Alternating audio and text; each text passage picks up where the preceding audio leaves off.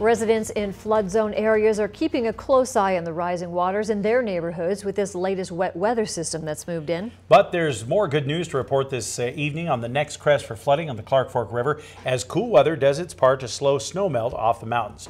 Over the past 24 hours or so, the forecast for Friday's next crest on the river has been gradually dropping, although waters will still be high again as we start the weekend.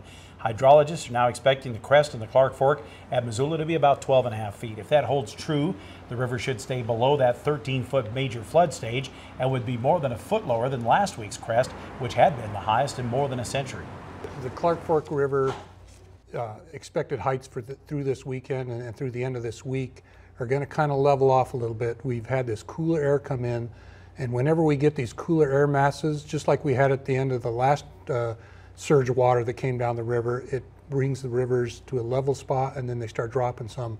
It's such a big factor. If we can get cool air in this time of year, and it really slows down that snowmelt coming out of the mountains, in some cases shuts it down. Bitterroot River forecast is also moderated with minor flooding expected above the confluence with Clark Fork at Missoula. Nicholas still warns, though, the high country snowpack remains robust, and he believes the flooding threat will continue well into June.